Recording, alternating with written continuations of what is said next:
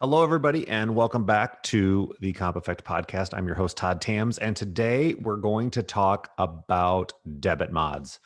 Specifically, probably a little unknown term called a Max Debit Mod. So you probably heard me talk about the terms debit mod or debit modifier or probably wondered what those terms mean when it comes to your workers' compensation policy. And in the insurance lingo, any experience mod rate factor above a 1.0 is considered to be a debit mod, meaning your business is going to pay more in workers' compensation premium. If you're a $10,000 policy and you have a debit mod of 1.5, you're probably going to pay $15,000 in workers' compensation premium because, in simplistic terms, you're going to take your $10,000 manual premium times the 1.5 to get you to the $15,000. One of the questions I get asked quite a bit is, how high can my mod go? Or what's the highest mod that you've ever seen?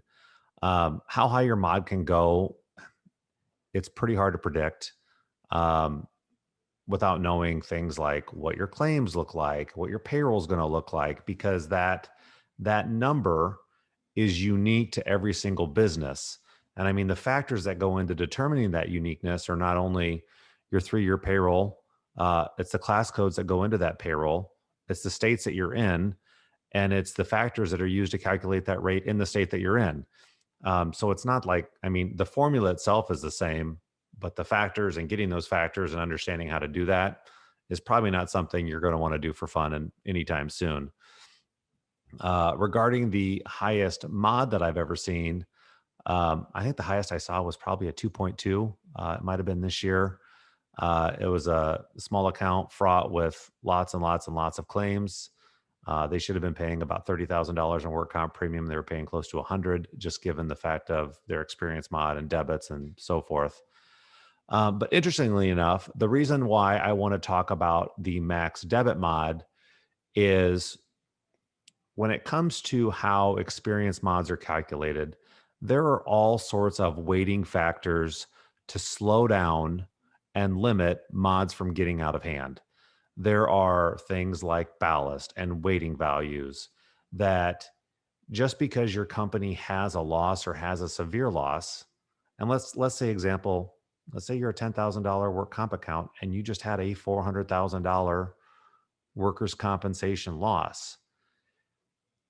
If you were a larger company, that loss might roll on at full effect, but it's not going to move the mod as much because that company is not only paying more in premium, they're paying more in payroll. Um, and it wouldn't be fair to break a business because of one loss. Just because there's one shock loss on a policy, uh, the way that the system is designed is, first of all, we're going to split that $400,000 into primary and excess, meaning we're only going to take the full weight of a portion of that, and we're going to weight that heavier than we are the excess losses. And then we're going to put all sorts of factors in there like ballast and weight, and we're going to limit everything to make sure that that full mod value does not roll on to your experience mod. And I'm not going to go into the formula today. You can check the blog post here where I kind of go into some of the details. But what I want to talk about is a rule that NCCI has called 2D2, and it's called the Max Debit Mod. And so, since NCCI is the largest organization that promulgates and produces mods and is the rulemaking and rate making authority for the majority of states in Iowa, we're going to use their rule. But it says that in order to limit experience rating or the effects of large claims, many times businesses will not see the full extent that claims have on their experience mod. So this goes back to, they're not going to see the full value of a $400,000 claim rolling onto their small $10,000 account. And the only way that your business or you are going to know this is if you take that experience mod worksheet that's been produced and actually calculate the mod value yourself. Take J divided by K to get what the number should be. We actually did that with an experience mod worksheet that we saw the other day. The mod value should have been 2.81, but the number on the sheet was 1.75. The only way we knew this is because we manually did the math. Is it fun? No. Should you do it? No. There's tools out there that can help you with that. But most people, your underwriters, they're going to see a mod of 1.75 and not even realize that it should have been higher than that. And I'm certainly not going to bring that up to them either. But there's a formula out there that limits the mod based upon expected losses, and you divide that into the state's average loss per claim. You multiply it by 0.004, and then you add 1.10, all sorts of crazy math. But when you do that for that account that I was working on, their mod value is 1.75, and that's exactly what is listed on the experience modification worksheet. Mod should have been 2.81. Because of mod limitations, it comes in as 1.75. And that is one of the other tools that NCCI uses to limit the maximum amount that a mod can swing after a company has a large loss. If you want to dig into this or you have any questions, by all means, we're here to help you.